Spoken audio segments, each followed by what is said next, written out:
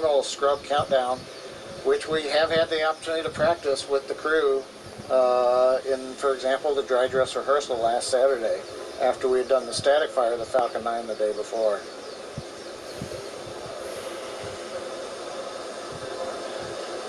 I've been seeing a few questions, people asking why aren't we just trying to launch tomorrow? As John and I was talking us through, there's some very specific times you have to identify when you're going to be able to link up with the International Space Station. You only have so much fuel, which can only generate so much energy to make sure you're going to intersect with the station, which is flying at over 17,000 miles an hour. So you're hitting Dragon one bullet with another bullet. Some of our other launch attempts are able to make it to the station, but have much longer times. To prevent us from losing comms, we're going to be switching to umbilical at this time. I'm going to be unmerging Countdown 1, but we'll keep you updated here on Dragon Ground. Okay, yeah, we see the Tidris countdown with a little over 3 minutes. We'll stand by for your next call on umbilical. Copy. The crew getting a call, they're just going to reconfigure some communications. But as to why we're not launching, say, tomorrow... And core on Countdown 1, loops are merged.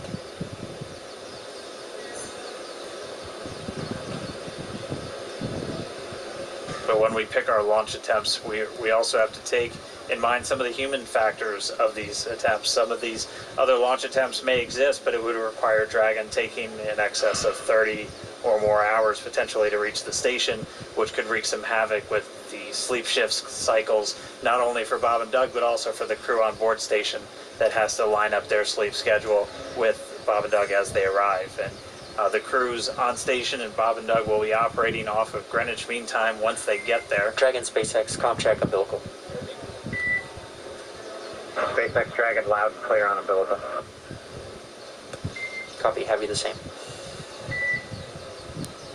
Still getting good comm between the crew and the core here in Hawthorne. But really, just to sum it up, we pick our launch attempts for a number of reasons, not just can we make it to the station, but just how long is it going to take to get there. And that's why Saturday is going to be our best option. We're going to be targeting that one at 3:22 p.m. Eastern Time for our next attempt. And it'll be a little over 19, maybe a little over 20 hours until we actually arrive at the space station, if we're able to get off the ground on Saturday.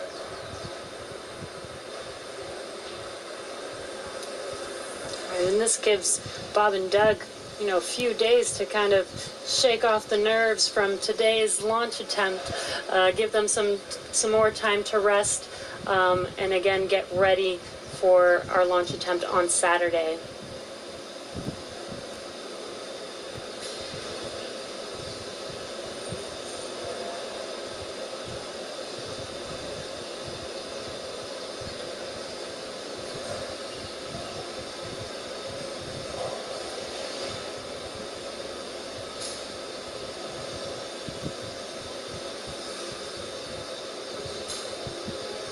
And if you're just now joining us, we did scrub our Demonstration 2 mission today.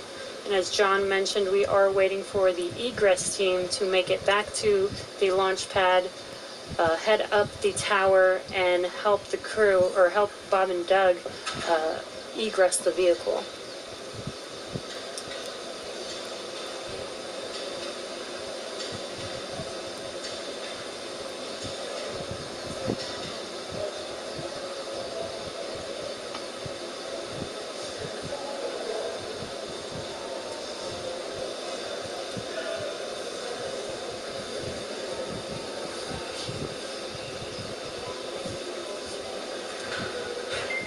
Dragon SpaceX for closeout team status. Go ahead. Yeah, the closeout team has arrived at the pad and they are proceeding to the White Room. Copy that. You heard that call out. The egress team is at the pad and are proceeding to meet Bob and Doug in the White Room, where they can open the hatch and help them exit the vehicle. Yeah, but we'll continue to stick with Bob and Doug until we see that hatch get open and them start to make their way out. And then they're going to Oh, and there we can get some views once more back at the pad. You can see that egress team moving back in. They were wearing the black clean suits that we saw as they were helping Bob and Doug get into the Dragon just several hours ago. They're now going to get on the elevator, make their way back up, down the crew access arm, and then we'll get that Dragon side hatch opened. And as we saw earlier, this is a very tall structure, but that elevator is pretty quick there. So we saw them enter the bottom of the tower. It should be a very short time before they make it to the top and are able to get to the White Room and open the hatch for Bob and Doug.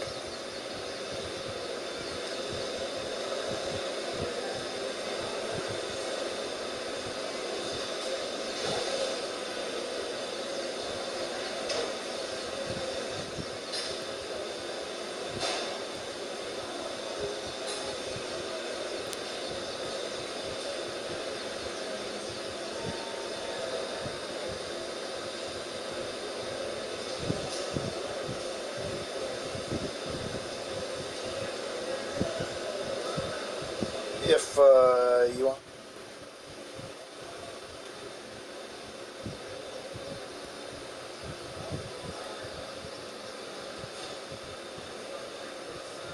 And it should just be a few more moments. We'll see that closeout team make their way back into the crew access arm and down the hatchway.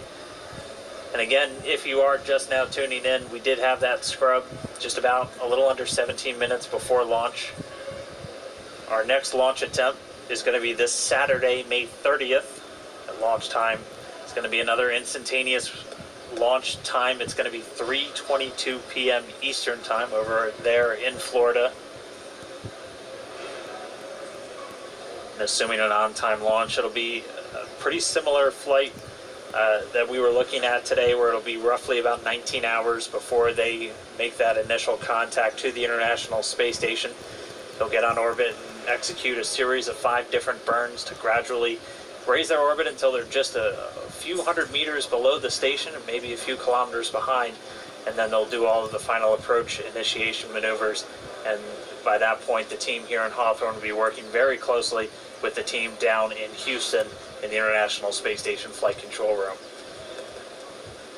Weather for Saturday still not ideal, but it's roughly what we started out with today, where we have about a 40% chance, possibility of violation, and it'll be tracking a lot of the same issues with cumulus clouds and potential precipitation. We'll also be keeping an eye on all of the downrange weather. Oh, it looks like we're seeing some people start to make their way into the crew access arm now, so we should see them get that Dragon side